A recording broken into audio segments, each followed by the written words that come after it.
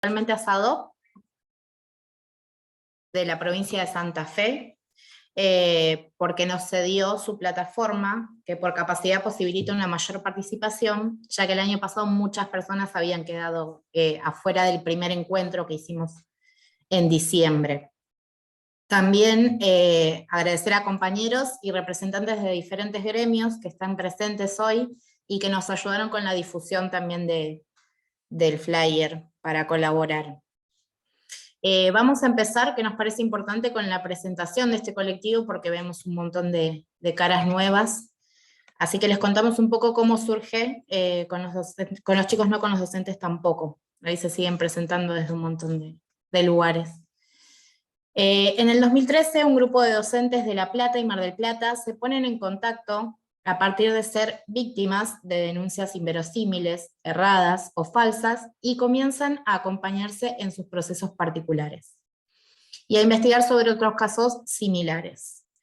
Comienzan a registrar los casos, a participar de algunas marchas que convocan los sindicatos en ese momento, buscan una estrategia para comenzar a visibilizar una problemática que hasta ese momento se vivía como casos aislados, en mucha soledad y en el mayor anonimato posible, más allá de la exposición pública a la que eran llevados por los scratches. Así surge la página y el blog con el lema que se le ocurre a uno de los profes, concretamente para un cartel en una de las marchas. Luego se suman algunos profesionales, abogados, psicólogos, comprometidos con el aumento exponencial de casos y el tratamiento que se le da en la justicia. Se continúa buscando estrategias para visibilizar la página y termina siendo un punto de encuentro de muchos docentes que, atravesando situaciones similares, se contactan, comparten su experiencia, se suman a la búsqueda de estrategias para concientizar sobre lo que está ocurriendo en las escuelas, con los niños y con los docentes también. Con los chicos no, con los docentes tampoco, es un colectivo de docentes de diferentes provincias del país, con diferentes pertenencias sindicales o con ninguna, afectados directamente o comprometidos con docentes afectados por una denuncia inverosímil, que busca visibilizar una problemática en creciente aumento que va desde la compleja realidad que activa este tipo de denuncias hasta las dificultades para demostrar la inocencia ante la dimensión probatoria que se le da a un relato, por sobre cualquier otra evidencia que lo cuestione y por más absurda que parezca. Llevamos un registro de los casos a nivel país. Actualmente hay relevados más de 200, solamente en los últimos 2 años se registraron 75 casos contabilizando solo los que tuvieron incidencia mediática. Y en lo que va de este año ya hemos podido registrar 5 en 2 meses de clase. Más allá del terrible perjuicio que este tipo de denuncias causa en la vida de un docente, casi irreparable, aunque la justicia luego de unos años pueda determinar la inocencia, es irreparable el daño que se causa en los niños involucrados, ya sea porque sí existe el abuso en otro ámbito, y que permanece a merced de su abusador, o porque si nunca ocurrió, como sucede en muchos casos, el proceso judicial al que se los somete los termina convirtiendo en niños subjetivamente abusados. En esta línea es que, alentados y acompañados por profesionales de diferentes disciplinas, comenzamos el año pasado con este ciclo de charlas, con el fin de reflexionar colectivamente sobre lo que sucede y pensar conjuntamente estrategias para prevenir y abordar estas situaciones, exigiendo procesos de investigación que no vulneren los derechos de los niños, pero tampoco de los docentes.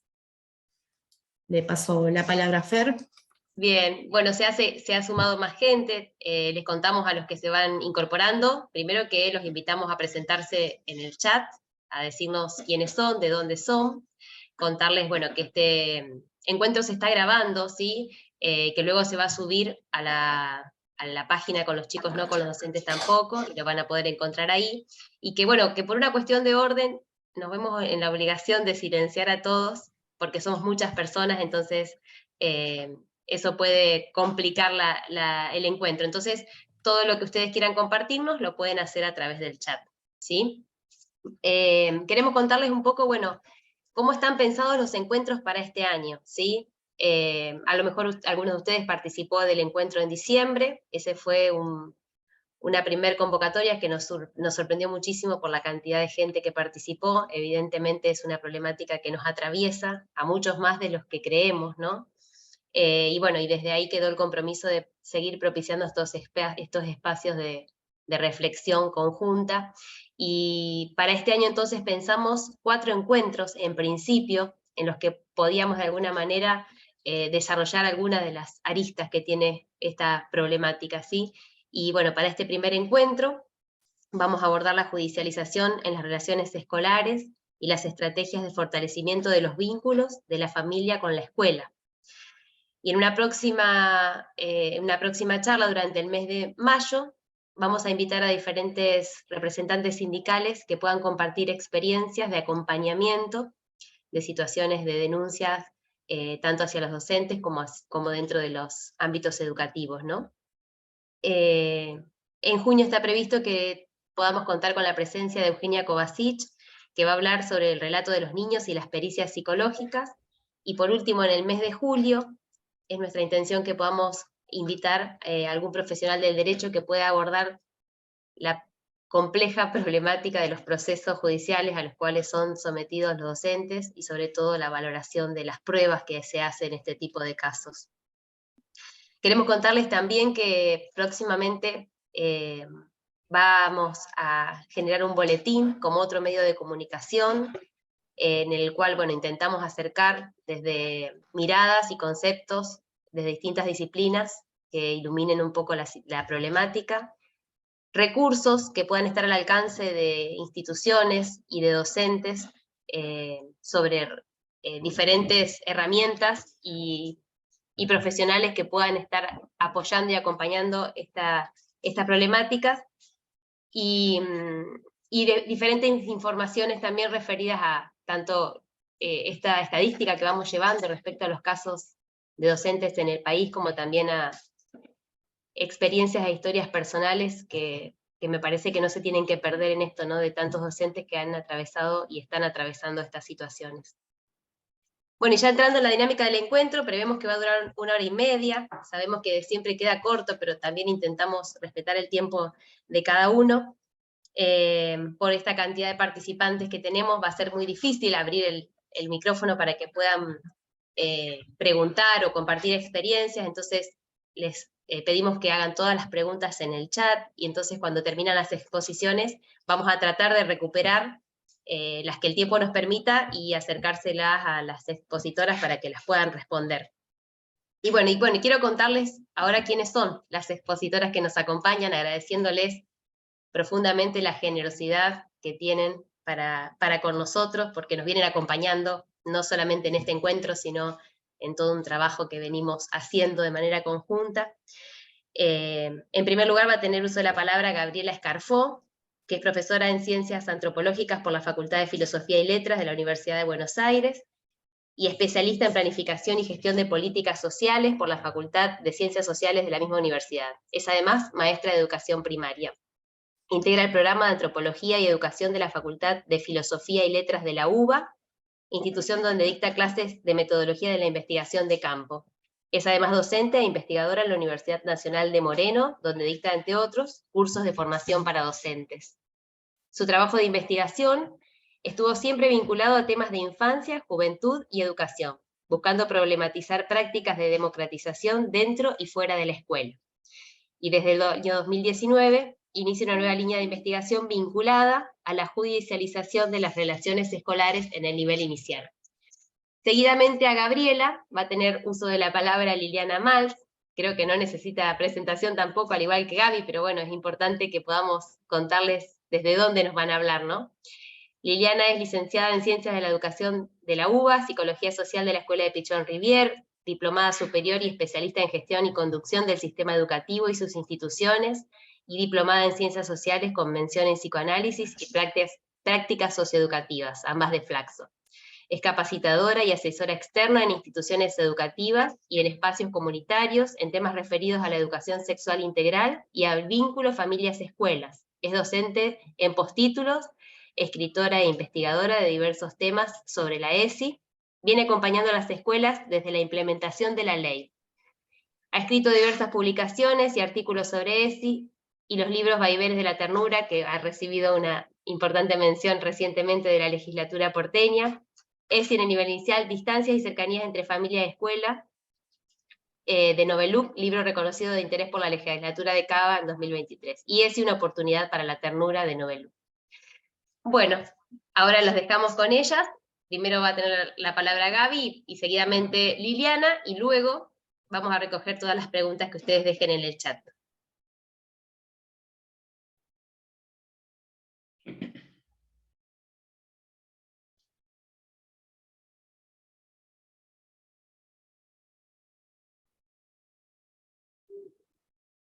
Bien. Bueno, arranco. Bueno, primero buenas tardes, ya buenas noches a todas, a todos y a todes.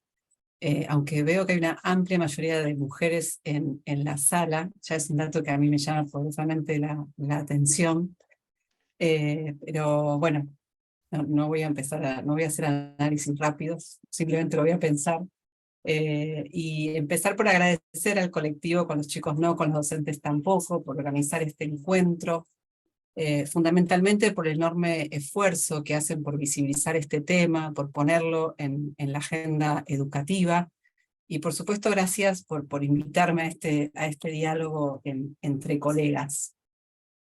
Mis aportes en este ciclo provienen de la antropología social en la cual estoy formada, y siempre me gusta, digamos, empezar como recuperando o señalando cuál es el propósito de la investigación crítica en ciencias sociales, que tiene que ver precisamente con comprender por qué pasa lo que pasa en el mundo social, ¿no? En este caso, por qué pasa lo que pasa en el mundo escolar. La intención de la investigación crítica siempre es poder comprender aquello que pasa con la intención de hacer un aporte a su transformación, ¿no?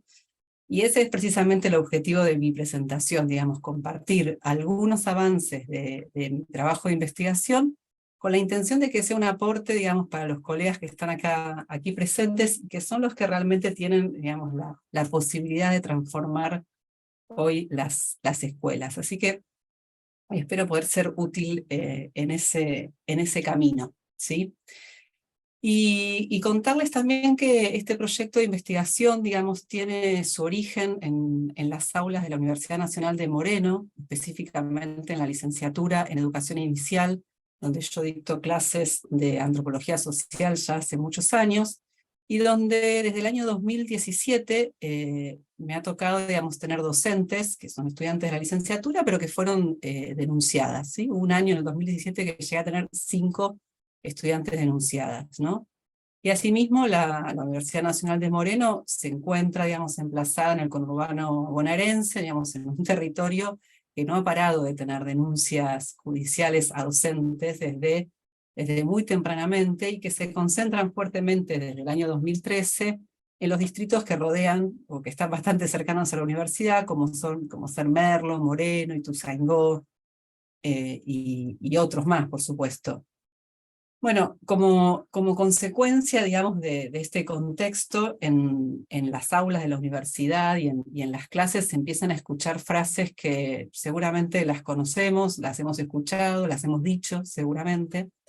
Esta idea de que no toco a los niños por nada del mundo, que si se caga que venga toda la escuela a ver cómo lo cambio. Esta necesidad o esta sensación de que a las maestras no nos cuida nadie, que solo se cuidan entre ellas. Tenemos que esperar a ver qué resuelve la justicia. Y más recientemente, digamos, escuché esta frase de: nos dijeron que no los toquemos, ¿no? A una maestra de música. Si nos abrazan, nosotros colocamos los brazos atrás de la espalda.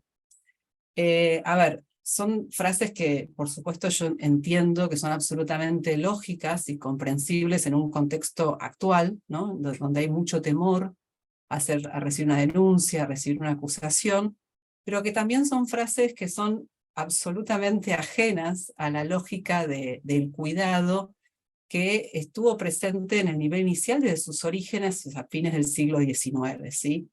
Me parece que más que nada son frases que nos van mostrando las huellas, las marcas que estas acusaciones y denuncias están dejando hoy en las prácticas escolares, ¿no?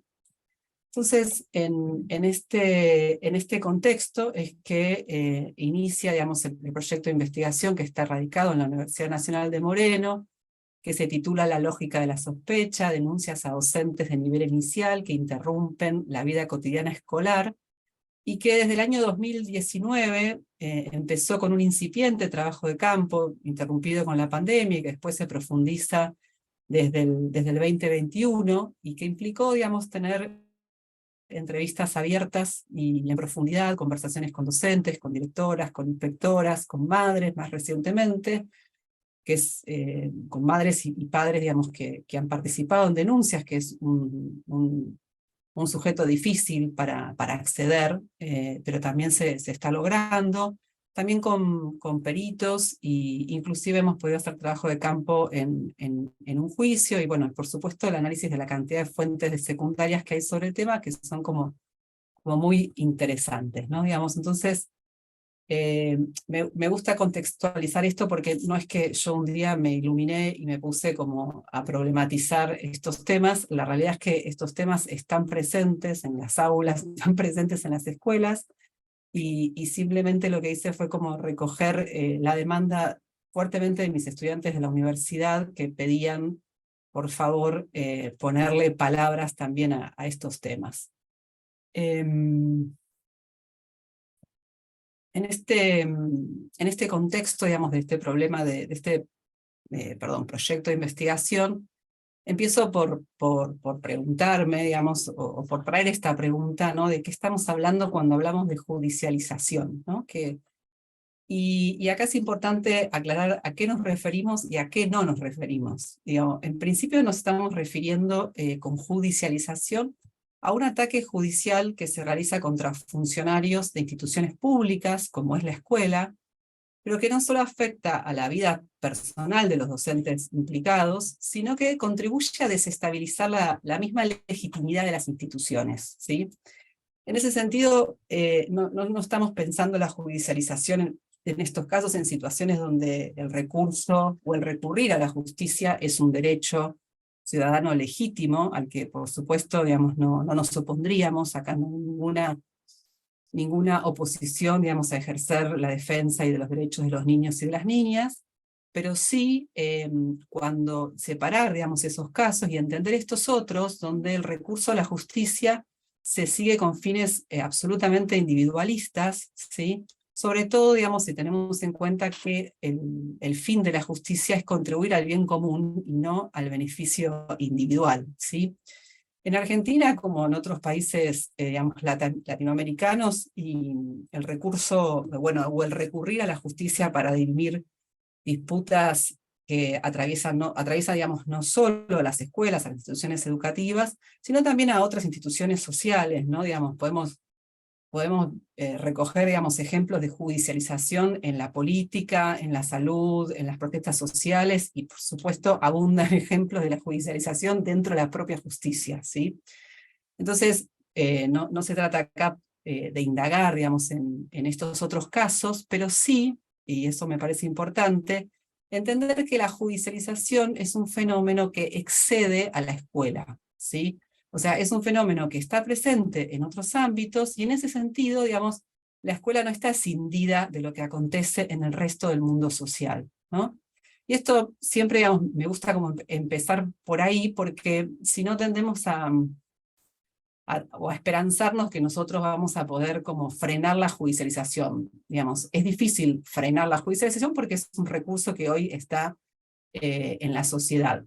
Pero la idea, digamos, de este encuentro sí es poder pensar, en todo caso, cómo poder ponerle un poco de freno a este proceso que, insisto, me parece importante entender que excede a la escuela, y que no es solamente la escuela la que está judicializada hoy en día, ¿sí? Ahora bien, digamos, ¿cuál es la particularidad que tiene o que toma la judicialización cuando se trata de las relaciones escolares, ¿no? Digamos, y acá, digamos, retomo a Philippe Mérieux con este libro que también es súper recomendable, porque es un fenómeno, digamos, que Philippe Mérieux, digamos, es uno de los mayores pedagogos franceses contemporáneos que todos debemos conocer. Él analiza este fenómeno, digamos, en general, lo ve en las escuelas francesas. Digo, también es interesante darnos cuenta que la judicialización no está solo en las escuelas argentinas. Por supuesto, tiene muchísimo menor impacto en Francia que en Argentina. En Argentina es un fenómeno que está en constante crecimiento, como decía Nadia al principio, y tiraba algunas cifras que son muy impactantes. Pero bueno, él, digamos, analiza la judicialización de las relaciones escolares y sostiene o la explica en relación, digamos, a tres dimensiones, ¿no? La primera tiene que ver con el incremento del individualismo social, ¿no? Sabemos que estamos en un contexto, digamos, de neoliberalismo, donde el bienestar individual, como decíamos antes, que explica mucho de la judicialización, está como primando sobre el bien común, ¿sí? Ahora bien, digamos, dice Mérieux, la judicialización de las relaciones escolares se explica no solo por la profundización de este individualismo, sino por otros dos procesos relacionados entre sí, que tienen que ver, por un lado, con la fragilización de las instituciones escolares, ¿sí? Quiero decir con esto, las instituciones escolares que tradicionalmente eran legítimas o tenían una legitimidad en la sociedad, porque básicamente nadie las cuestionaba, digamos, hoy esa legitimidad está por lo menos, digamos, puesta en cuestión, ¿no? Por supuesto, son fenómenos complejos que también están acompañados de la mercantilización de la educación, donde los padres ya no se comportan como ciudadanos, sino como consumidores. Está acompañada también, y lamentablemente, por un fuerte corrimiento del Estado en materia de política educativa. Y en esta fragilización, ¿no?, de la institución, ¿no?, es que vamos a ver cómo se asienta la sospecha sobre la escuela. Y el tercer fenómeno, digamos, o la tercera dimensión que señala Mérieux es la falta de contrato escolar entre maestros y familia, ¿no? Él lo llama así. El autor en ese sentido señala que hay una necesidad de establecer un nuevo contrato con las familias que no se reduce, digamos, ni a escuchar a lo que los padres dicen como consumidores y hacer exactamente lo que los padres nos dicen que quieren que hagamos, para así dejarlos tranquilos, pero tampoco, ¿no?, significa, digamos, esa mirada verticalista o esa ilusión verticalista de que podemos no escucharlos, ¿no? Digamos, entonces hay que encontrar como ese punto intermedio. Hasta ahí, digamos, cómo Mérieux, digamos, puede explicar la judicialización de las relaciones escolares.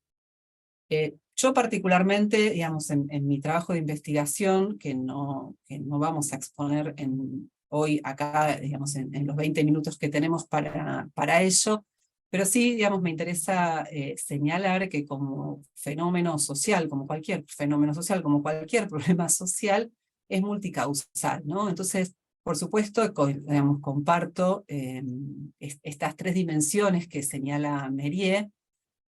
Podríamos, y simplemente las voy a poner a modo de título, como para poder entender o para poder dar cuenta de la complejidad del fenómeno sin necesariamente abordarla en este encuentro, pero sí también mostrar, ¿no?, digamos, la presencia de los medios de comunicación en estos casos, el aporte que tienen los medios de comunicación que vienen, digamos, trabajando desde hace mucho tiempo en deslegitimar el rol docente y la escuela como institución.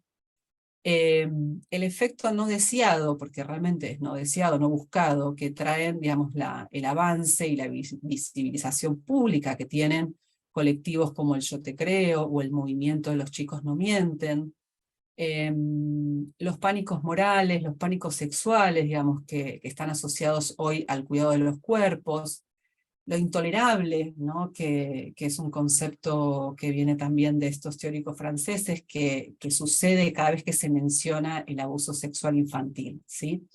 Insisto, digamos, no hay manera de desarrollar todas estas dimensiones, pero sí, digamos, por lo menos ponerle palabras y entender que no es solamente las tres variables que nos presenta muy bien Mérieux, ¿sí? Y en ese sentido, digamos, avanzando un poco en a qué nos referimos con judicialización, a mí mi trabajo de campo en realidad se focaliza en lo que es el nivel inicial, ¿sí? Digamos, puedo como abordar o pensar la judicialización de las relaciones escolares, que es un fenómeno que claramente atraviesa todos los niveles educativos, ¿no? Digamos, porque sucede en la secundaria, sucede en la primaria, sucede en el nivel inicial, pero tiene obviamente distintas características, ¿sí? Toma distintas formas. Y en el nivel inicial, digamos, la particularidad, digamos, que tiene es esta idea de lo que, digamos, yo llamo relatos inverosímiles, ¿sí? Voy a leer la diapo. Dice, lo inverosímil se afirma no tan solo por el contenido de aquello que se denuncia, es decir, escenas sexuales que se presumen sucedieron de forma reiterada en una sala de jardín de infantes, sino por una condición sine qua non que este hecho exige. Para que esto ocurra, es necesaria la complicidad y el silencio de todos los actores escolares, ¿no? Es decir, de un equipo directivo, de maestras de sala, de preceptoras, e incluso, digamos, de auxiliares de limpieza. A ver, con relatos inverosímiles yo me refiero precisamente, como dice ahí, a estas escenas sexuales que son grotescas, ¿no? Y que seguramente muchos de los que estamos acá conocemos, que es el contenido o el relato que está detrás de una denuncia, y que, digamos, yo denomino inverosímil precisamente porque es casi imposible que esto ocurra en una escuela, ¿no? Digamos, y en ese sentido me parece importante señalar que no se trata de un problema, digamos, individual del docente o de la docente denunciada o acusada, ¿no? Digamos, es un problema de toda la escuela, ¿sí? ¿Y por qué digo que la acusación es a la escuela y no es solo a un docente? Por más que, por supuesto, el mayor peso lo lleva el docente denunciado, pero ¿por qué sostengo que la acusación es a la escuela, no? Porque al igual que cuando se produce una denuncia al interior de una familia, y la lógica judicial indaga todo el círculo familiar, ¿no? Invirtiendo este principio jurídico que parece que uno es inocente hasta que no se pruebe lo contrario, cuando la denuncia llega a una escuela, está toda la escuela bajo sospecha, no solo el docente o la docente denunciada, ¿sí? El problema, digamos, o por qué,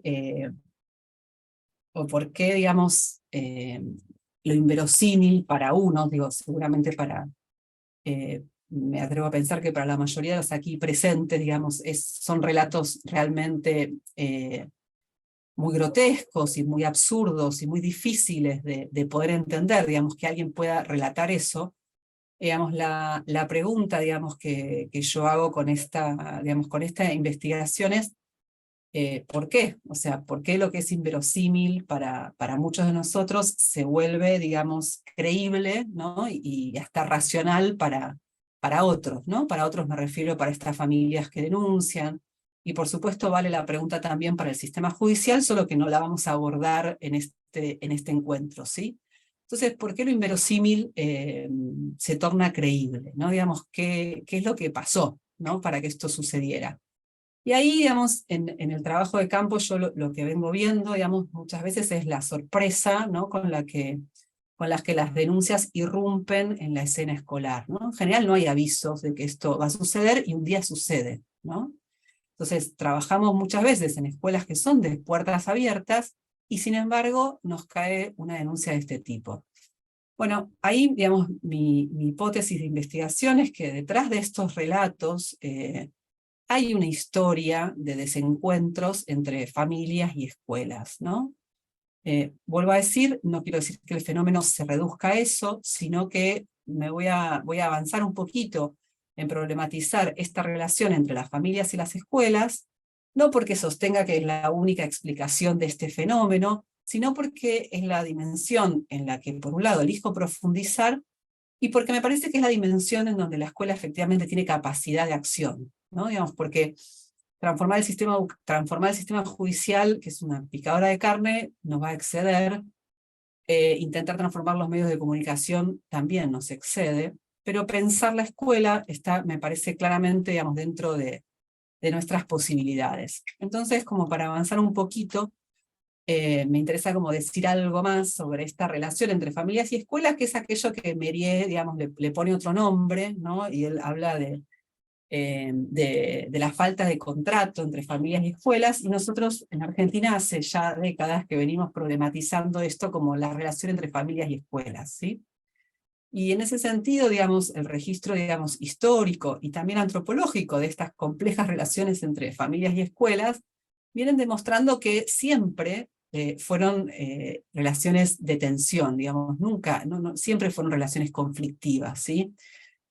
Lo que sucede tal vez, digamos, más en las últimas décadas es que este rol disciplinador que históricamente tuvo la escuela, ¿no?, está siendo fuertemente puesto en cuestión, y ahí de nuevo podemos recordar esta idea de la fragilización de las instituciones, ¿no? Y en este contexto hay, digamos, otro investigador que es Isabelino Siede, que problematizó esta relación entre familias y escuelas llamándolo, digamos, poniendo 5 nuevos, él lo llama nuevos problemas. Yo creo que son problemas, no creo que sean tan nuevos. Sí es nuevo el contenido que van adquiriendo, ¿no? Entonces, Siede reconoce estas nuevas tensiones, ¿no?, que él nombra como problemas de confianza, autoridad, legitimidad, comunicación y cooperación. Y a mí me parece que las dos primeras, digamos, los problemas de confianza y autoridad, son los que permiten, digamos, pensar que cómo es que es posible que estos relatos se sostengan en las escuelas, ¿no? Y la idea de esta pérdida de confianza, ¿no?, señala el autor como la sospecha sobre la integridad ética de los docentes, ¿no?, y también de las familias, porque él muestra cómo la sospecha va de los dos lados, ¿no? Entonces, para las familias la desconfianza se hace muy claramente presente en estos temores que emergen cuando tienen que dejar a los niños pequeños al cuidado de un adulto que no son ellos, en este caso son las maestras, y en el nivel inicial, digamos, sobre todo, digamos, en el nivel inicial, estos temores se concentran fuertemente en todo lo vinculado al cuerpo, ¿no? Digamos, entonces, están los temores, digamos, a la hora de cambiar un pañal, o de acompañar a un niño al baño, digo, hay toda la corporalidad y los temores asociados al cuerpo que están muy vigentes en el contexto actual, ¿no?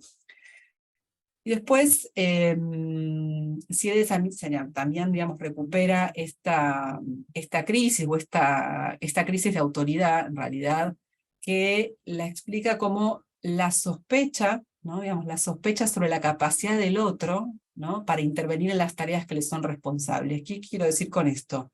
Digo, la escuela sospecha sobre cómo las familias cuidan y educan a sus hijos, y las familias sospechan, ¿no?, sobre cómo la escuela interviene también en el cuidado de la educación de sus hijos, ¿no? La sospecha va de los dos lados.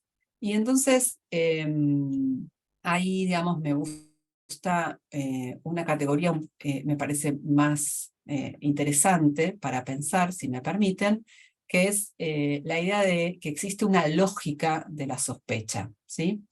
El concepto, digamos, viene de la antropología, pero está pensado para problematizar qué es lo que pasa en el sistema de salud, pero perfectamente, digamos, se lo puede tomar para pensar un poco qué es lo que pasa en la escuela, ¿no?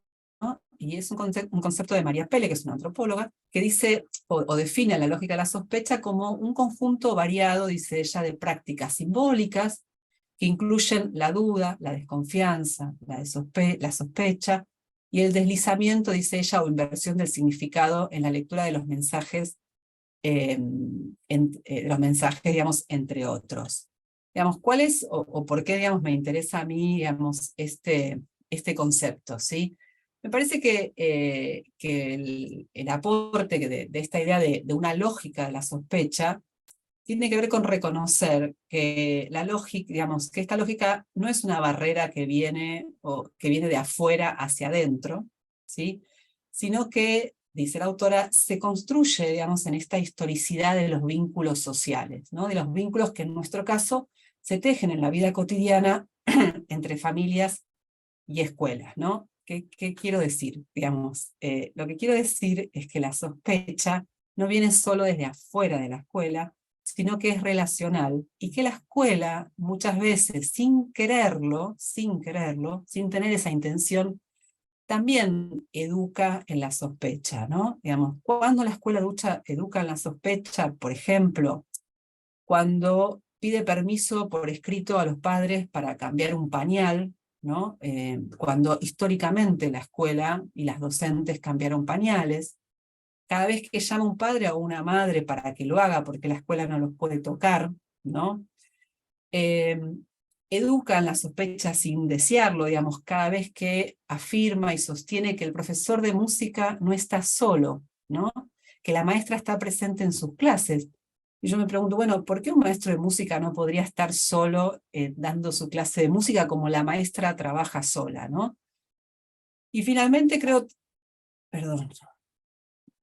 digamos, creo que la escuela, digamos, abona esta lógica de la sospecha y la desconfianza cada vez que silencia el tema, ¿no? Digamos, la imposibilidad de poner palabras a estos temores que tienen los docentes y que también tienen las familias, porque los temores, las sospechas y los miedos están de los dos lados, y cada vez que la escuela, digamos, silencia ese tema, digamos, y no le puede poner palabras, y no puede poner palabras a los temores que traen realmente, digamos, la presencia de un varón en un mundo de infancia, ¿no? Digamos, porque muchas veces las familias preguntan, ¿por qué el profesor de música es varón? Las familias se están dando cuenta ahí de ese temor que les representa un varón, insisto, una figura masculina, en un espacio que históricamente ocupamos las mujeres, ¿no? Digamos, el cuidado históricamente lo ocupamos las mujeres. Entonces, silenciar esas situaciones, por lo menos por lo que yo vengo viendo, termina, sin quererlo, cimienta la sospecha, ¿no? Digo, en vez de sacarla, digamos, la profundiza, ¿no? Y ahí es cuando la antropología, o por lo menos, digamos, tiene como cobra sentido, porque digo, o sea, ¿cuándo pasó esto, digamos, ¿no? ¿Cuándo se construyó la lógica de la sospecha? Desde el trabajo de campo, yo, digamos, sostengo que la lógica de la sospecha se construye en la vida cotidiana escolar, ¿no? Que es precisamente ese campo de estudio de la antropología, ¿no? Pero ahí hay que retomar y ser conscientes que la vida cotidiana tiene su historia, ¿no? Entonces, la sospecha no empezó en marzo del 2023 entre esa escuela y esa maestra que recién se conocen, ¿no?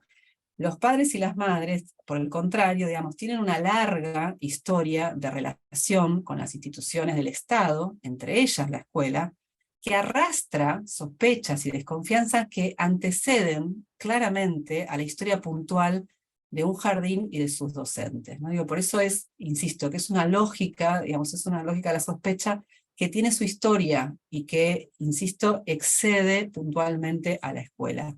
Me estoy excediendo de tiempo, así que voy cerrando.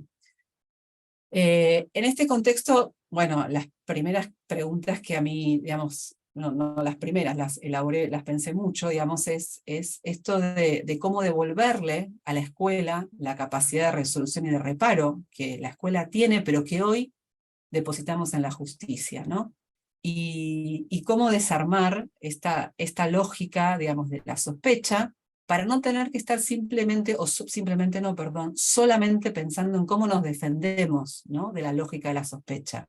Me parece que el desafío, digamos, viene por ahí, ¿no? Digamos, de desarmar esa lógica de la sospecha y, insisto, digamos, de recuperar esa capacidad de resolución que siempre tuvo la escuela, ¿no? Entonces, creo, y ahora sí, digamos, ya cerrando, que es absolutamente, digamos, erróneo depositar la resolución en la justicia, porque no deja margen de acción y de resolución a la propia institución escolar.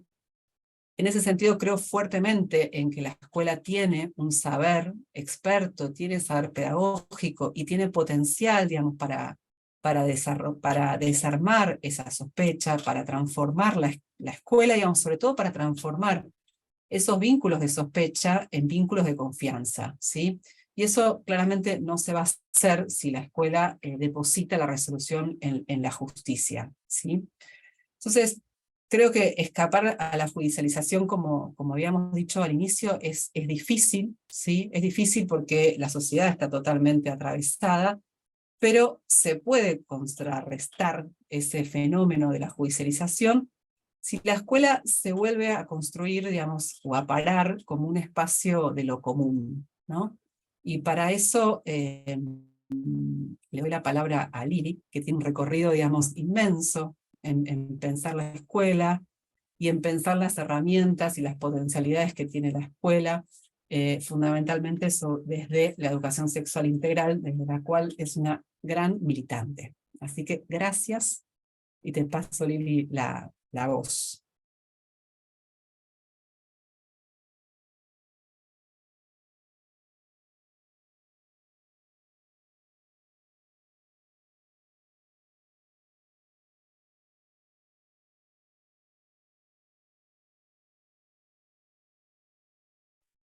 Ahora sí.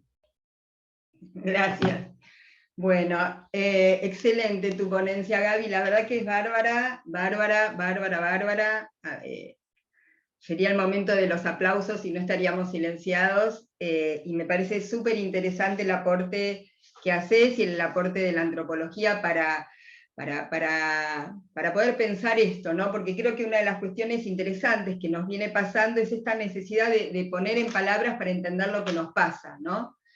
Igual que Gaby, también quiero empezar agradeciendo a este colectivo y felicitarlos por la fuerza, por el empuje y por la posibilidad de visibilizar redes, que es lo que nos sostienen frente a estas situaciones. Y la verdad que conociendo, porque una cosa es leer lo que pasa en los diarios, ¿no? O leer lo que pasa desde una ajenidad, pero cuando estas situaciones tienen nombre y apellido, y cuando uno, bueno, yo me acerqué a esta problemática, como dice Gaby, de la mano de la ESI, en un distrito en el que estaba hace varios años, de 8 jardines, 9 jardines, 8 tuvieron maestras denunciadas y separadas del cargo, que conocía a las directoras, y a partir de ahí, bueno, me interesó empezar a investigar y entender un poco, intentar entender de qué se trata. Y en la medida que fui conociendo a Juan Martín Rosso, que entrevistó en Vaivenes, y a Fernanda, y a Juanchi, y a Nadia, y la lista sigue, digo, es una problemática que la verdad, por un lado me saca el sueño, y por otro lado admiro la fuerza y la potencia que tienen las y les compañeros que afrontan estas situaciones y las siguen y la pelean. La verdad que los admiro profundamente, y es un placer formar parte de esto para poder pensarlo.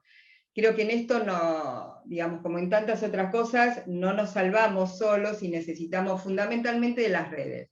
Y quien cae en esta situación necesita de otros espejos para mirarse y no verse mirando un monstruo, ¿no? Que es en donde nos transforma la sociedad. Y acá cabe aclarar, tantas veces como sea necesario, es que nadie defiende pedófilos, nadie defiende pedófilas. Estamos absolutamente en contra del flagelo del abuso y defendemos los derechos de las niñeces. Y esto lo vamos a aclarar tantas veces como sea necesario. Lo que estamos objetando es las denuncias, que en realidad estamos repensando el nombre, porque uno habla de falsas denuncias, y lamentablemente las denuncias son muy reales, son tan reales que llevan a docentes a la cárcel de una. Lo que no son reales son las situaciones de abuso a las cuales las denuncias refieren. Entonces es cierto que sintéticamente hablamos de falsas denuncias. En todo caso vamos a tener que ir revisando y repensando el nombre de denuncias inverosímiles, denuncias poco creíbles, denuncias de abusos que no fueron tales. Quizás es más largo. Yo en el libro Vaivenes hablo de falsas denuncias, y ahí fue que alguien me dijo, no, las denuncias no son falsas, ¿no? Lo falso es lo otro.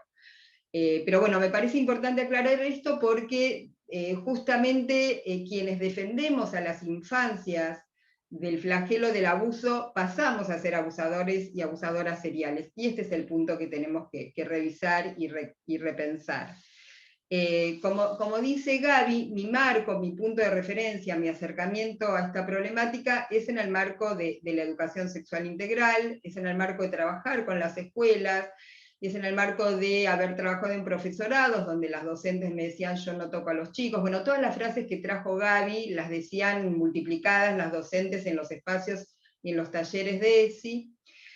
Cosa que se fue acentuando y a partir de ahí empecé a acercarme al tema. ¿Y por qué lo pienso desde la ESI? Lo trabajé en el encuentro anterior, pero sintéticamente porque esto, y también lo decía Gaby, atraviesa el cuerpo de las niñeces, porque no tocamos, no abrazamos, no cambiamos, no hacemos UPA, y es absolutamente válido y cada vez más ese temor, porque si a mi compañera la escracharon, la lastimaron, la golpearon por abrazar, ¿cómo voy a animarme, más allá de que entiendo lo importante del abrazo, cómo voy a animarme a abrazar?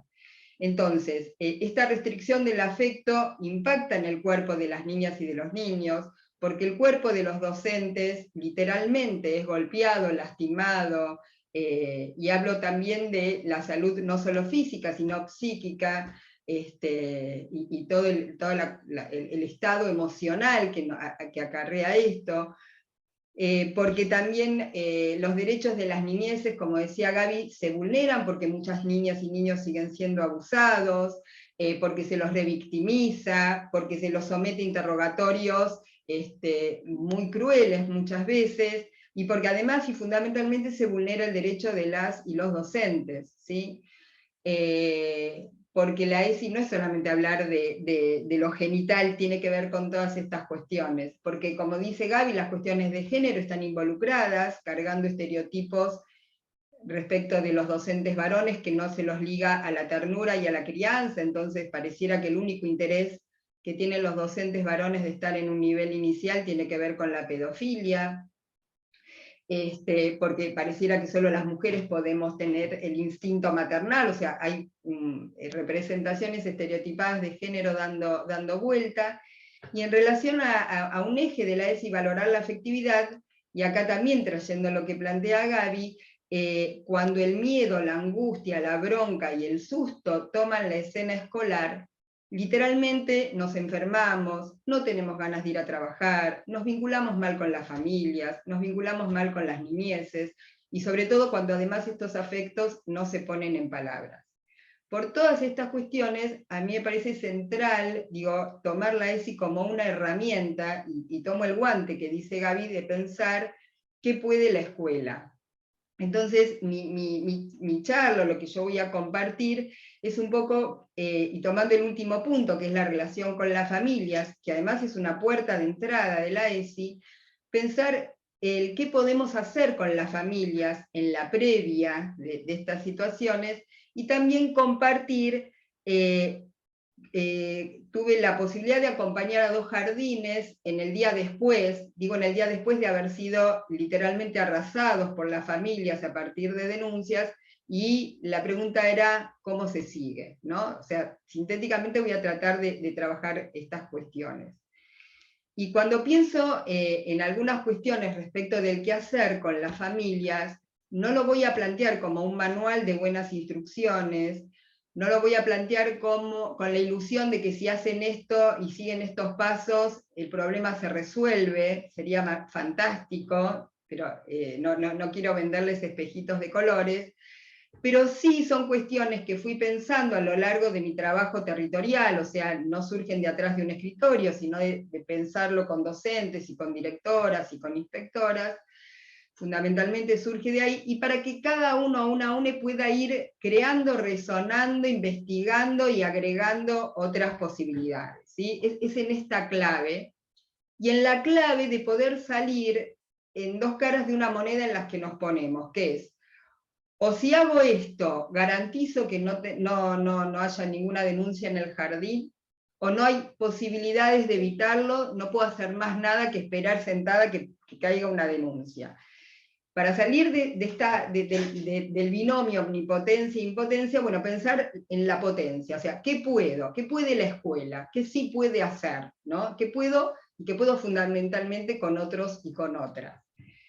Desde ahí, vuelvo entonces al inicio, me parece que la ESI es una herramienta central, porque en el marco de su eje, valorar la afectividad, no quiero decir estamos obligados, pero tenemos la oportunidad de hablar con las familias respecto de lo que nos pasa. No está por fuera del programa, forma parte, si se quiere, de los contenidos curriculares en el marco de la ESI. Y como bien dice Gaby, necesitamos hablar del miedo, necesitamos hablar de la desconfianza, necesitamos ponerlo en la mesa, porque cuando el miedo invade el jardín, pierden las infancias fundamentalmente, pero también perdemos las personas adultas. Es muy difícil trabajar en ese contexto. Y hay a veces una representación que es, si yo hablo de la sexualidad, los chicos se excitan.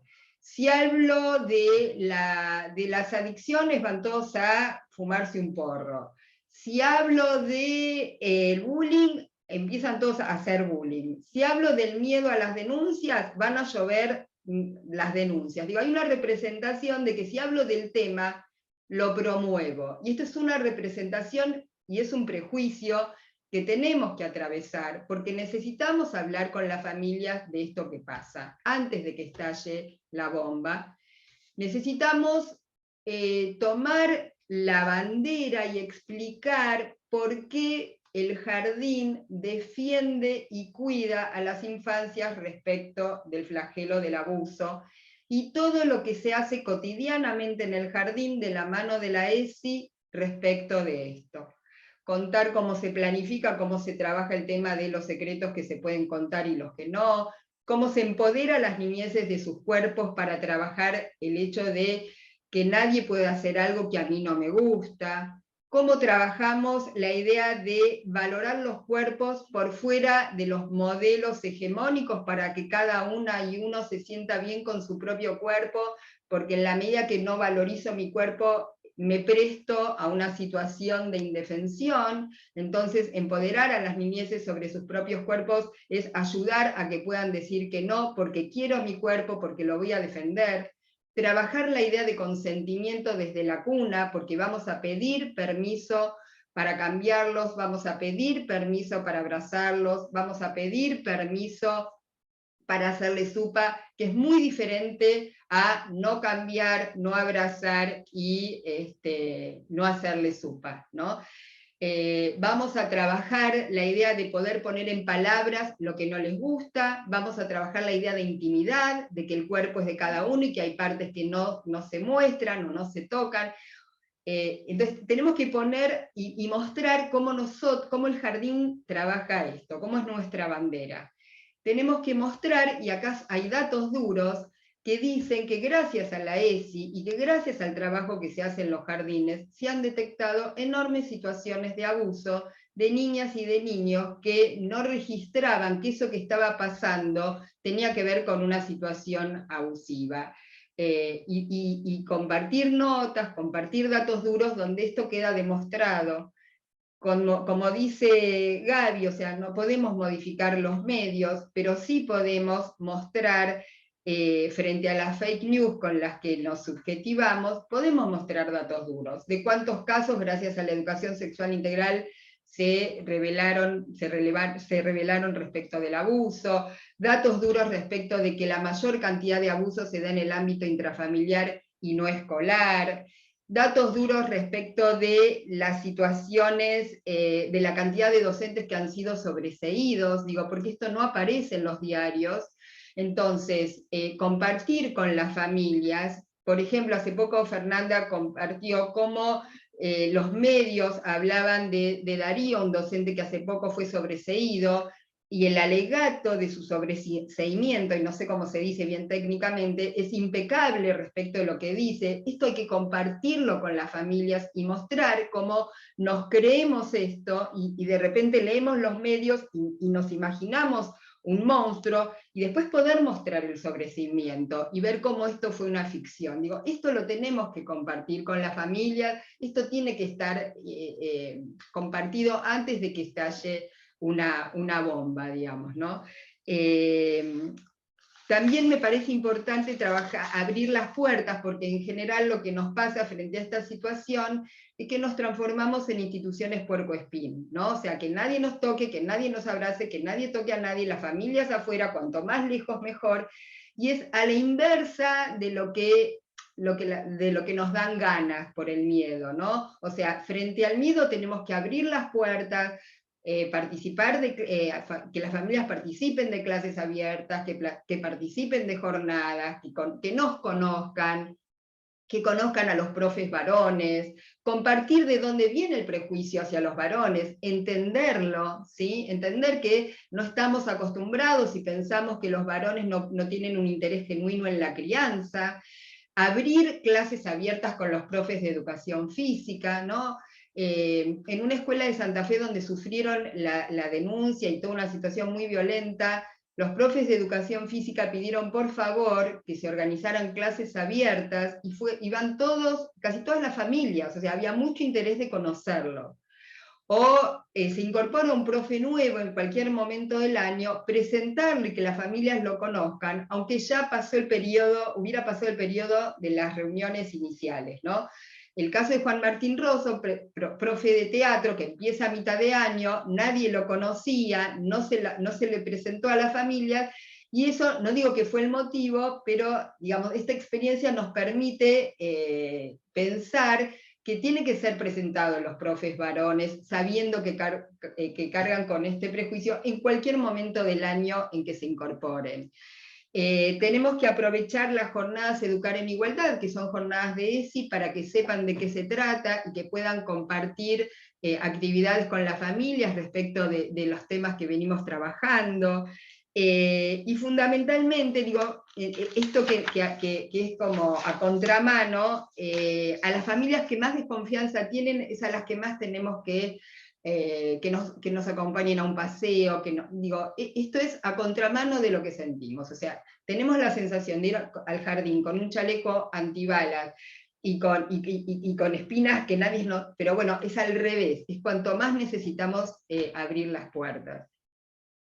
Y hay 2 o 3 cuestiones más que me parece importante compartir con las familias, que es el registro, 2 o 3 cuestiones, es trabajar con las familias el cómo preguntar, sin el dedito acusador, ¿no? Entender que cuando estamos tomados por la angustia, armamos un relato sin darnos cuenta, ¿no? Yo en Vaivenes doy el ejemplo, que a mí me sirvió, y creo que es un ejemplo que podemos compartir con las familias, que mi papá, digamos, y a cualquiera cuando te llaman y te dicen que tu hijo está secuestrado, no te das cuenta y decís, ¿quién? Liliana. Y mi papá me juraba, siempre me decía, no, me dieron tu nombre, o le dieron el nombre de mi hermano. O sea, uno no se da cuenta que empieza a dar información, porque está tan asustado, pero no tenés registro.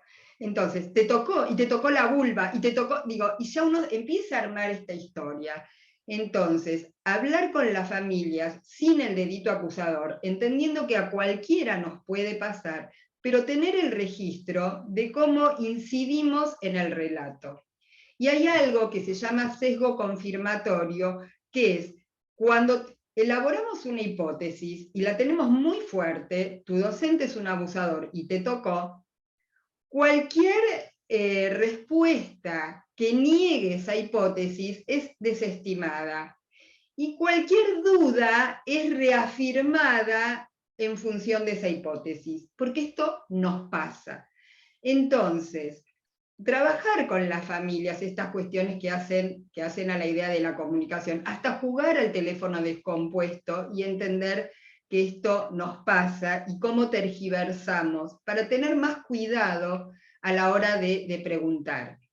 Y que además, digo, los nenes y las nenas salen del jardín y ya no existe la pregunta ¿a qué jugaste? ¿Con quién jugaste? ¿Qué tal la pasaste? La pregunta es, ¿te tocó? ¿No te tocó? ¿Quién te tocó? ¿Dónde te tocó? ¿Cómo te tocó? ¿Estuviste sola con tu maestro? ¿No? O sea, transformemos las preguntas, porque esto también es vulnerar los derechos de las infancias, ¿no? Porque pareciera que lo único que aparece es la posibilidad de un mundo persecutorio, de un mundo peligroso, de un mundo donde tenemos que desconfiar todos de todos. y cómo se crían las infancias y estos cuerpos en este contexto epocal, ¿no? ¿Qué cuerpos estamos criando? ¿Qué afectos estamos criando? Enseñándoles a que tienen que desconfiar de todos sus referentes cercanos. La escuela enseña que desconfíen de todos los que lo tocan afuera. Las familias desconfíen de todos los que lo tocan en el jardín. Es un problema si el mensaje que reciben las infancias es esto. Así como problema, así con todas las tensiones y así con todas las contradicciones, tenemos que hablarlo con las familias y armar acuerdos y pensar, bueno, en este contexto, ¿qué hacemos? Y si estamos hablando de la comunicación, también tenemos que hablar con las familias de lo que es la comunicación en el WhatsApp.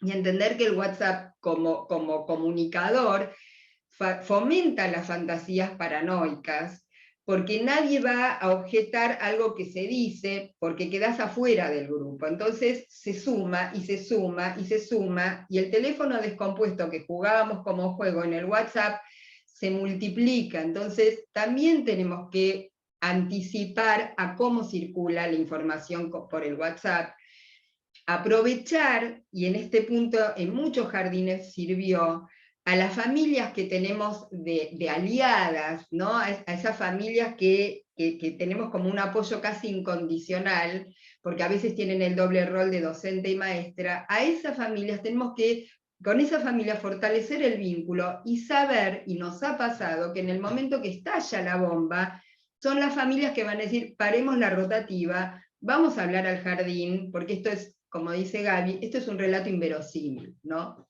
Entonces, fortalezcamos el vínculo, tomémonos el tiempo de fortalecer el vínculo también con estas familias, que sabemos que nos van a ayudar en el momento de poder dividir aguas, que a veces nos viene muy bien, y que no se sumen todos a un relato inverosímil, ¿no?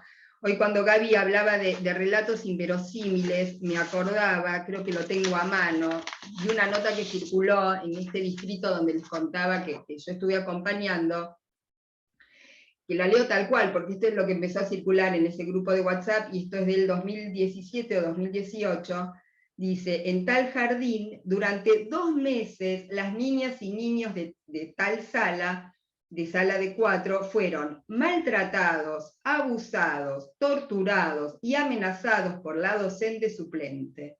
Esta secuencia se dio a conocer a través del relato de nuestros hijos e hijas. La docente se tomaba tiempo para abusar en orden de cada uno de los niños y niñas de la sala, obligando al resto a observar. Además, bueno, sigue, y después dice, nuestros hijos e hijas, y también en consonancia con lo que decía Gaby, fueron descuidados de forma sostenida por el equipo directivo, que mientras ocurrían estos hechos actuó por acción u omisión de forma negligente, mientras esta docente estaba en funciones. Entonces, más o menos pedían separar al equipo directivo, a la docente, ¿no? O sea, arrasar con todo, que es justamente, doy un ejemplo de lo que Gaby decía. Y yo decía, ¿cómo puede ser? Esto también lo decía Gaby, ¿no? De lo inverosímil pasa a ser creíble, ¿no? Esta maestra amorosa, que hasta ayer quería, que además trabajaba en una sala vidriada, donde todo el mundo pasaba, donde todo el mundo veía todo, ¿cómo puede ser? Porque yo leía esa nota y venía trabajando con ese jardín, que las familias creyeran que la docente abusaba de cada uno mientras los demás observaban. O sea, era difícil creerlo. O sea, yo decía, de verdad no entiendo. O sea, ¿qué pasa acá? ¿Cómo puede ser creíble esto, no? Y creo que acá, de vuelta también tomo los aportes que trae Gaby, hay que pensarlo también en clave epocal. El neoliberalismo genera la desconfianza absoluta del otro, el otro devino en alguien imprevisible, y post pandemia el discurso del odio estalló. El odio es un sentimiento que además la derecha lo aprovecha en el sentido de aglutina, ¿no? Cobramos una identidad odiando a alguien, cobramos todos una identidad para matar a ese terrorífico que ahora es el docente, ¿no? Y este odio que se genera y que empieza a multiplicarse Entonces se suma el odio porque no tengo trabajo, la bronca porque el call center no me contesta, pero al maestro sí le veo el cuerpo, el representante del Estado que me abandonó porque no tengo vivienda, o sea, todas las broncas se empiezan a juntar y se aglutinan y aparece, ¿no? O sea, por eso digo que me parece importante pensar estas cuestiones en clave epocal, porque lo que tiene también el liberalismo es que nos responsabiliza individualmente de cuestiones que no somos responsables, o no es toda nuestra responsabilidad.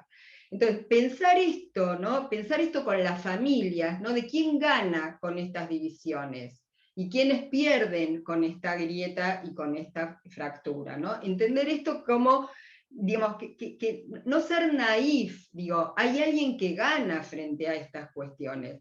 Y esto pasa en muchas instituciones, por eso me parece fundamental poder hablarlo con la familia. En las instituciones, digamos, cuando en algunos de los jardines que acompañé, que fueron literalmente arrasados a partir de una situación de denuncia, y cuando digo arrasados, fue muy difícil empezar. La verdad que fue muy difícil empezar, porque por otro lado había que sostener también el derecho de las niñas y de los niños y de las infancias a la educación. Digo, el jardín no podía seguir cerrado eternamente. Entonces, en la medida que se reconstruyeron los jardines, digo, se reconstruyeron, estoy hablando también de ediliciamente, había que pensar cómo reconstituir ese vínculo. En algunos de los jardines, y esto fue un golpe a la identidad, las docentes que si bien no fueron separadas del cargo, pero de alguna manera fueron separadas del cargo desde un lugar de cuidado, o muchas no querían volver al jardín, fue un golpe identitario porque empezaron prácticamente con docentes nuevas, y en algunos casos también con un equipo de conducción nuevo.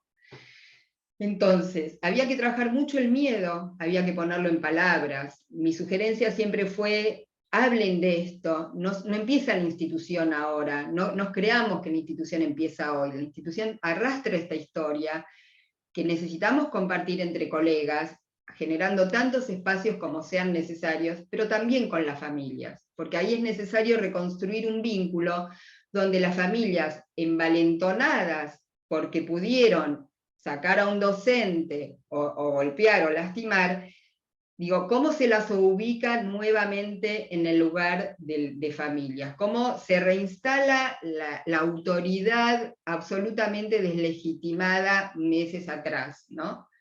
Entonces hay que repactar, ¿no? En algunos jardines me contaban que las familias venían casi con el dedito amenazador de: si vuelve a pasar algo así, yo corto cabezas, digo con palabras textuales, ¿no? Entonces, ¿cómo se rearma un vínculo en ese contexto? Y acá una cuestión importante, y tomando también lo que trae Gaby de Isabelino Siede y de las tensiones, Siede plantea en otro de los textos que a veces lo que se opone a la confianza aparece la desconfianza, ¿no? Partimos de la desconfianza como si no hay confianza hay desconfianza.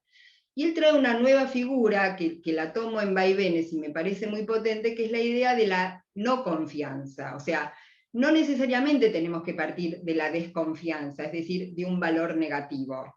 Hagamos un pacto, digo, y hasta lo planteo explícitamente con la familia: ¿por qué no partimos de un estado de no confianza? ¿No? Y entonces pensemos, familias, ¿qué necesitan ustedes para que de la no confianza pasemos a la confianza? ¿Y qué necesita el jardín para que de la no confianza hacia las familias, porque también nos da miedo que vengan al otro día a escracharnos, a golpearnos y a lastimarnos, qué necesita el jardín para que de la no confianza se acerque a la confianza, e irlo evaluando, pactando y repactando permanentemente?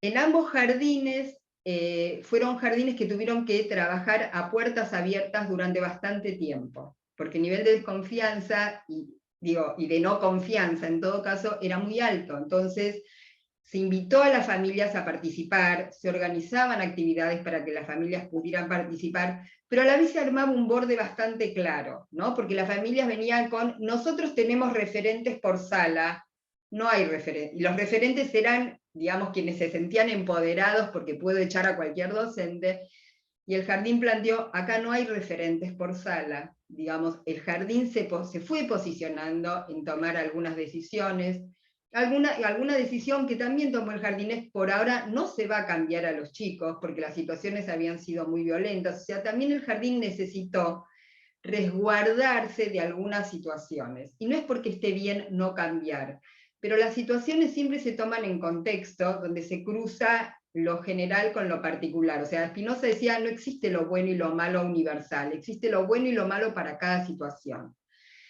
Se armó como un nuevo contrato, se establecían los horarios, se establecían quiénes eran los referentes, se organizaba la comunicación.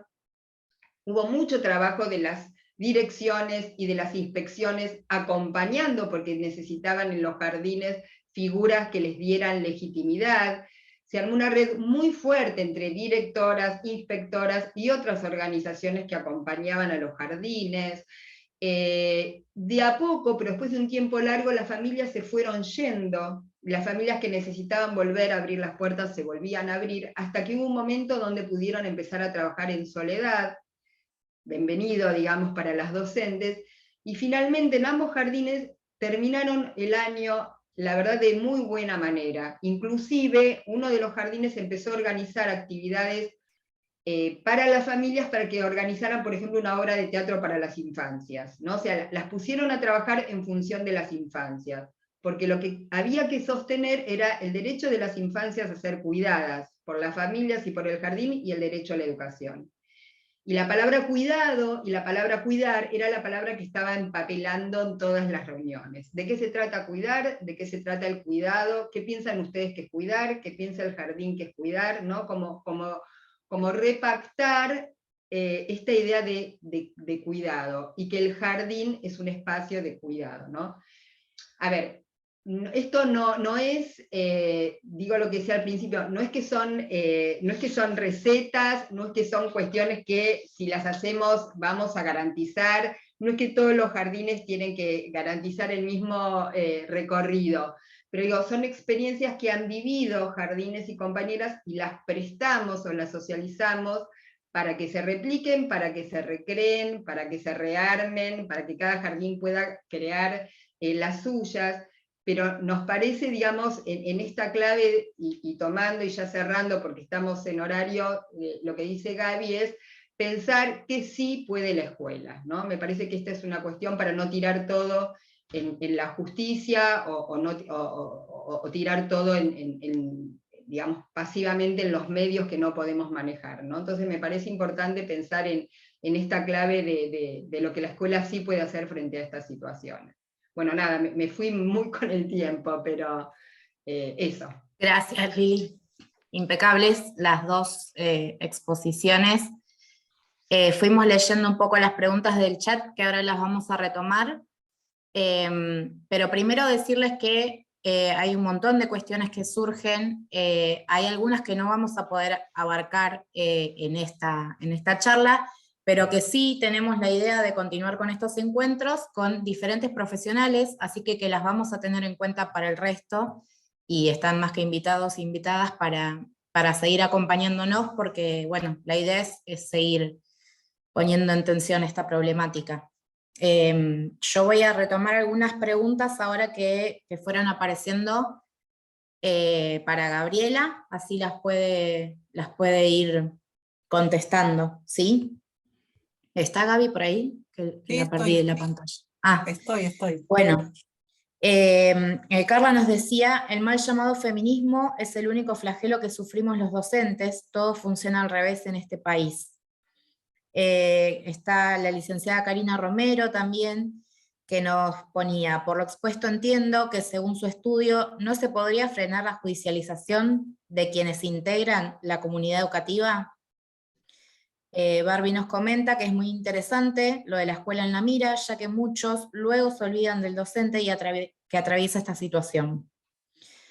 Andrea nos comenta, creo necesario que pueda existir un espacio con especialistas donde al momento de la denuncia se pueda desestimar si fuera inverosímil. Jessica nos pregunta, ¿por qué luego de una acusación de abuso, cuando se llega a saber que fue en el seno familiar, no se sale a limpiar la imagen del docente? Karina retoma, ¿la lógica de sospecha partiría de la escuela? No comparto esa lógica ni siquiera de un modo inconsciente. ¿Vuelve a la escuela responsable? Daniela nos dice, y cuando hace todo eso, e igual llueven las denuncias inverosímiles, la Corte Suprema dice que siempre se le cree a la víctima. Barbie retoma, yo creo que a nivel inicial no se le puede pedir que trabaje más de lo que hacen con las familias, un poco más si viven ahí, arman las planificaciones, deciden horarios y salidas.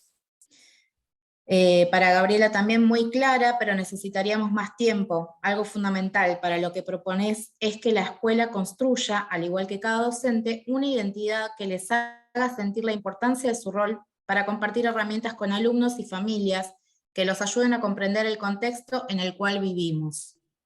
Marta Bustos, docente jubilada. También se menciona la necesidad de hasta ahí me cámaras. parece, Nadia. Después las otras creo que son vamos. para Lili. Dale. Gracias.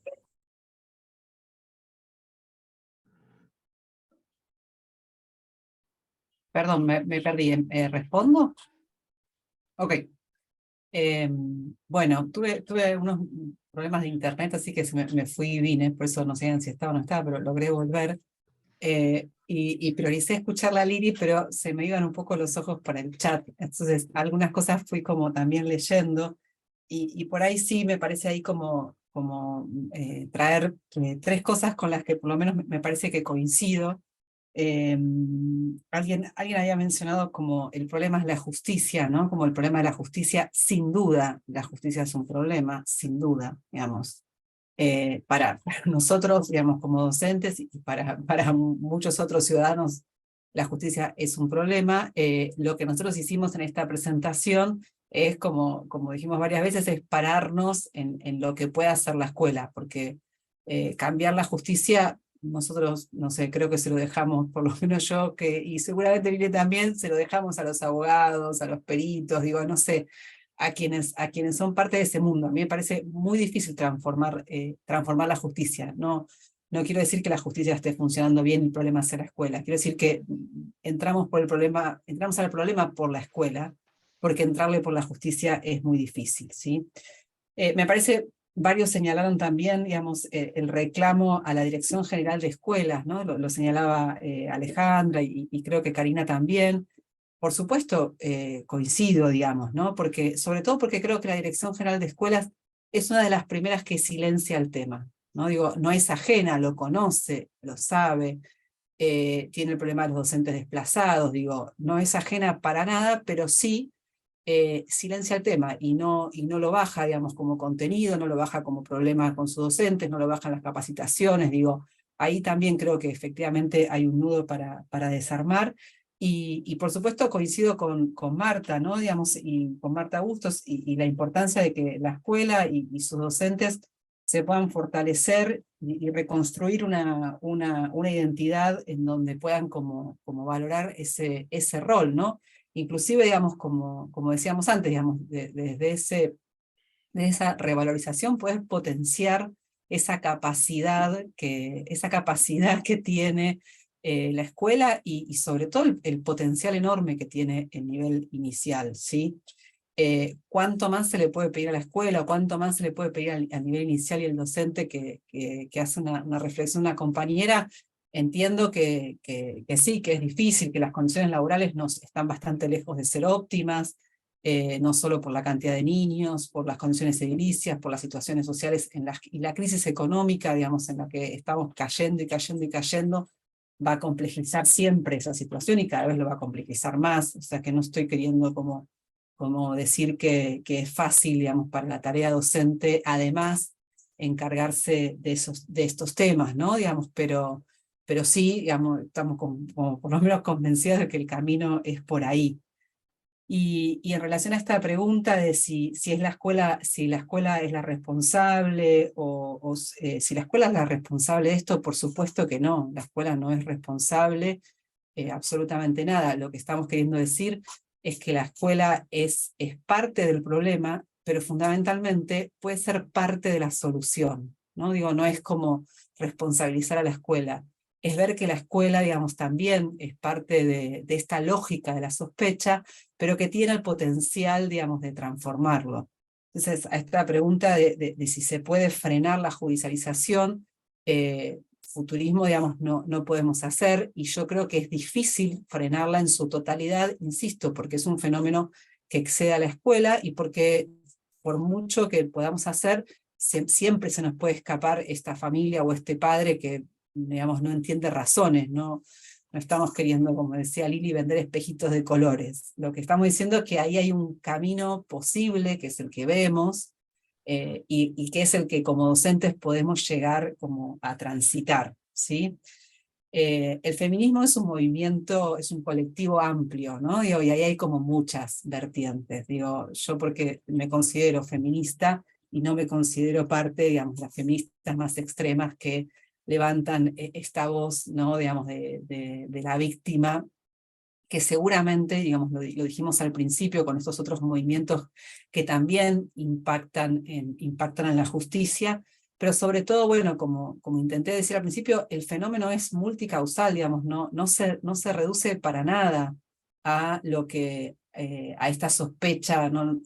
A la sospecha entre las familias y las escuelas, no se reduce a esta lógica. Lo que trabajamos, digamos, o trajimos esta lógica acá, porque insisto siempre, me parece que es lo que la escuela puede hacer. Y entonces digo, no es solamente juntarnos, que no es poco, ¿no? Juntarnos y cobijarnos en esta situación, sino bueno, también pensar como escuelas, como docentes, y sí, por supuesto, ¿no? Digamos, sabemos que el supervisor tiene una experiencia que no tiene el director, que el director tiene una experiencia que no tiene el maestro, y bueno, y ver cómo potenciar esas experiencias para hacer lo que es posible hacer, ¿no? Y bueno, eso. Lili. Sí, no sé si hay preguntas Sí, especiales o sí. ahí te las leo, Lili. Igual recuerdo esto que dice Nadia también, ¿no? Que en realidad hay muchísimos comentarios en el chat que tocan una gran cantidad de aristas de esta problemática que no se pueden resolver ni en este espacio tan reducido en tiempo, ni tampoco solamente desde esta mirada, porque intervienen múltiples factores, ¿no? Que involucran a la justicia, a la psicología, bueno, y que también intentamos darle lugar en otros espacios próximos, donde seguiremos abordando todo esto, ¿no? Concretamente, cuando hablabas, Lili, surgían algunas preguntas y algunos comentarios en el chat, como por ejemplo Daniela, que pregunta, bueno, cuando se hace todo esto, igual llueven denuncias y verosímiles, ¿no? Porque la Corte dice que siempre se le debe creer a las víctimas. Menciona la necesidad de colocar cámaras como el único método de protección, ¿no? Más allá de todo esto que se puede generar desde la escuela, termina siendo como el único método que nos garantiza seguridad. Hay cuestionamientos, bueno, directivos, supervisores a la justicia en general. Se habla de que la justicia debería recorrer los jardines para conocer los espacios, ¿no? Cuando existe una acusación de este tipo. María Bustos rescata lo criterioso de lo que propones, Lili. El trabajo debe ser colectivo, con directivos que lideren el conjunto. A ver, antes quiero retomar algo que dice Gaby, porque a mí me parece interesante, importante, no caer nosotras en un discurso que roza el odio contra los feminismos, contra la ESI, contra si es de tal partido, si es de tal otro. Digo, acá, dentro del universal feminismo hay muchas corrientes, entonces cuidémonos de decir, porque, a ver, ¿qué me pasa? Si yo, militante de la ESI y que me considero feminista, empiezo a escuchar esto es contra el feminismo, porque y no me voy a acercar, no me van a dar ganas de armar una red con un colectivo que interpela mi identidad, digamos, ¿no? O sea, yo estoy diciendo, no comparto la manera de pensar de todos los feminismos, no creo que el problema del feminismo sea el hombre, dentro del feminismo hay muchísimas posturas. Entonces me parece que acá tenemos que armar red, inclusive si queremos, y me meto un poco en lo legal, pero para salir, Existe una resolución 2672 de SUTEBA, de la provincia de Buenos Aires, que necesita, en principio, ser cumplida, después ser mejorada y después transformada en ley nacional. Para hacer eso necesitamos tocarle la puerta a todos los partidos políticos, porque si esto es bandera de un solo partido político, perdemos. Y si entonces lo vamos a meter en medio de la grieta, perdemos. Entonces necesitamos tocar todas las puertas a todos los legisladores posibles, morfándonos lo que nosotros pensamos respecto de algunas cuestiones, para sumar, porque acá el punto es que se visibilice esto y que los docentes tengamos una herramienta legal que nos proteja. Esto sí le tenemos que reclamar a los legisladores y a la justicia. Y que si tenemos una herramienta legal que se transforme en ley, que este tiene que ser el periodo preelectoral, digo, para que cada uno lo pueda poner como en su plataforma, digo, estratégicamente este es el momento.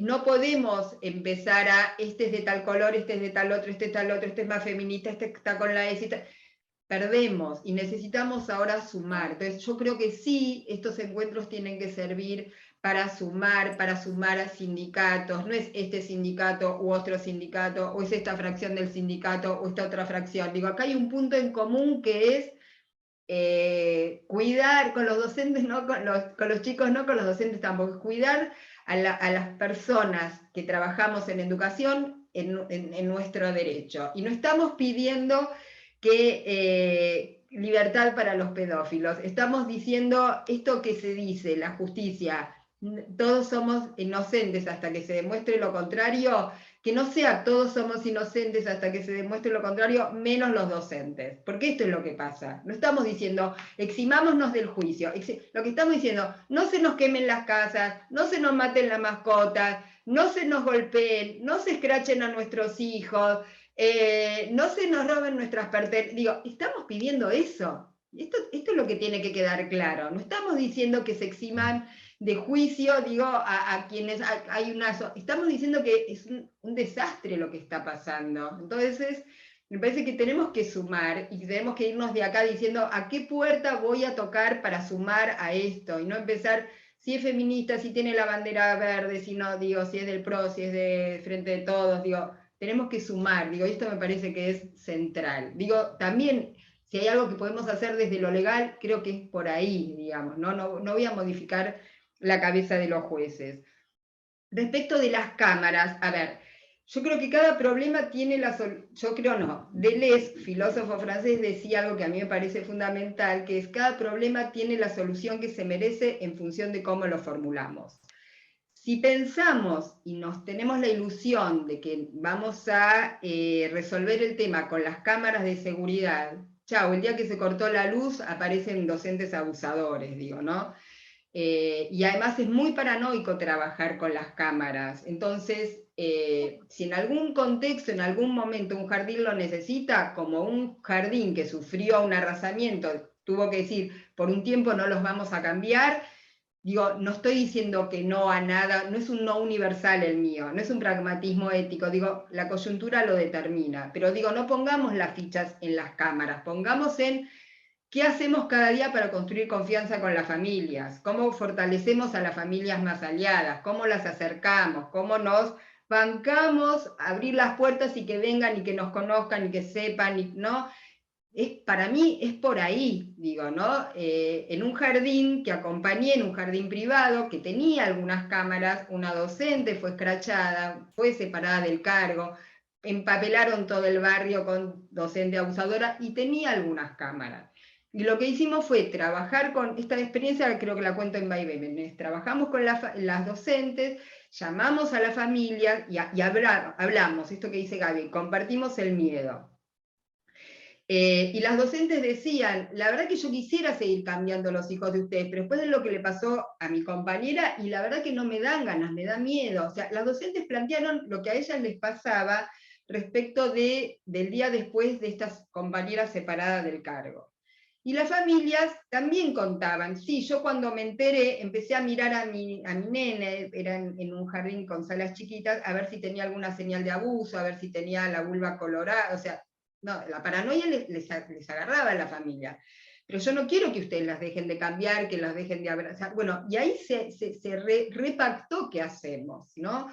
Un papá trajo, no, yo le hablé a mi pediatra para que revisara a mi hijito, a ver si tenía alguna marca. El pediatra me dijo, mirá, estoy hasta acá con las falsas denuncias. Si tu hijo va al contento al jardín, quiere a su maestra, guíate por ahí. Vas, digo, como el pediatra también poniendo una palabra de cordura. Y bueno, y se repactó, se armaron actas, digo, yo creo que es por ahí, digo, creo que es por ahí. Creo que también es cuando son muchas las familias que apoyan, tenemos que darle voz, porque si no, la única voz es la de las familias que arman ruido y que se enojan. Entonces, démosle voz a las familias que nos apoyan. Si hay una jornada y las familias quieren escribir cosas lindas del jardín, démosle voz. Démosle voz a las familias que adhieren, démosle voz a las familias que están conformes con el jardín. Digo, porque esto también nos pueden, tenemos que sumar aliados, y las familias también son buenos aliados, no son todas enemigas, ¿no? Entonces, también pensemos estratégicamente cómo sumamos a esas familias para que en el momento de no se sumen a esa horda que va a quemar al jardín. Digo, en este sentido hay que pensar estratégicamente. Pero por eso digo, yo no pondría todas las fichas en las cámaras de seguridad, sino en este trabajo que hace a lo colectivo, ¿no? Bueno, eso. ¿Algo más, Gaby? ¿O ya? Lili. Bueno, la verdad es que el tiempo nos queda corto siempre, ¿no? Y nos quedamos con un montón de comentarios y preguntas que quedan en el chat pendientes. Podríamos estar, no sé, 3 horas y nos seguiría quedando corto. La idea es poder seguir encontrándonos. Creo que más allá del valiosísimo aporte de Lili y de Gaby en este encuentro, también nos queda esta invitación a ampliar la mirada, ¿no? Porque estamos sufriendo a causa de un sesgo con el que se nos mira, ¿no? Entonces creo que el primer paso también es nosotros tratar de corrernos de ese sesgo con el que miramos a otros, que lo miramos ya con un rótulo, ¿no? De un partido, de una postura, de si es de un lado, del otro, de un color, del otro. Entonces creo que la verdad que a nosotros, al menos a los que somos víctimas de falsas denuncias, se nos ha presentado el desafío de tratar de ser escuchados, y en ese camino de ser escuchados es un camino donde tenemos que ir poco a poco tratando de bajar las resistencias y encontrarnos con todos los interlocutores posibles, sobre todo aquellos que tienen poder de decisión y que pueden cambiar algo. Y para poder encontrarnos con ellos, con esas personas que pueden cambiar algo, tenemos que también hacerlo desde una mirada desprejuiciada y de confianza, ¿no? Como esa misma que queremos generar con la escuela, con las familias. Así que más allá de todo eso, creo que es un aprendizaje para todos, cómo establecer estos vínculos de confianza, ¿no? Queda un montón por leer y compartir del chat, vamos a tratar de hacerles las devoluciones también desde la página.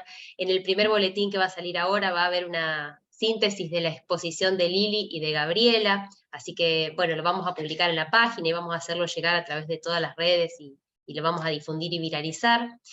Queremos agradecer también la presencia de varios sindicatos que se fueron sumando después, la verdad que es muy importante, ¿no? Porque como decía Lili, este diálogo tiene que ser con todos, ¿sí? Nadie tiene la respuesta, nadie tiene la receta, ¿sí? La tenemos que construir desde la mirada de todos, y todos los actores son importantes, todos los que tienen vínculo con la comunidad educativa. Así que bueno, agradecer realmente la presencia de muchos sindicatos que han estado presentes, que se han presentado en el chat, que nos han facilitado, bueno, desde la plataforma, que nos han ayudado con la difusión. Esperamos poder tener una charla más específicamente desde ese rol en el próximo encuentro. Esperamos contar con la presencia de todos ustedes y que nos ayuden también a que esta convocatoria llegue a la mayor cantidad posible de personas. Y seguramente serán necesarios otros espacios también, ¿no? Para seguir conversando y construyendo. Esta es es el primer paso, y seguramente habrá que construir otros también. Agradecerle a todos, ¿sí? El tiempo, la presencia, a Gaby y a Liliana, su generosidad, incondicionalidad para acompañarnos, más allá de poner todo su saber a disposición y de ayudarnos a pensar y problematizar estas situaciones. No sé si quieren agregar algo más, Nadia, Lili y Gaby, para despedirnos. No, agradecer y sobre todo, digo, me parece que acá es fundamental sostener las redes para poder acompañarnos. Yo estaba leyendo, es muy doloroso saber que hay tantos docentes presos, realmente es muy doloroso, pero bueno, me parece que lo que tenemos que hacer es, bueno, cómo sumamos para que esto deje de pasar, ¿no? Y seguir pensando estrategias en este camino. Eso. Eso, sumarnos al agradecimiento y esperamos contar con ustedes y que nos ayuden a replicar también para los próximos encuentros. Eso, cualquier duda, la página está disponible, leemos todos sus mensajes y los vamos a tratar de poner en las próximas exposiciones para que, bueno, podamos tratar de seguir con estos temas. Bueno, Gaby creo que volvió a desconectarse por el internet, así que bueno, les transmitimos su agradecimiento también a todos ustedes, y bueno, los esperamos y esperamos encontrarnos en mayo para seguir conversando y profundizando. Muchísimas gracias. Gracias.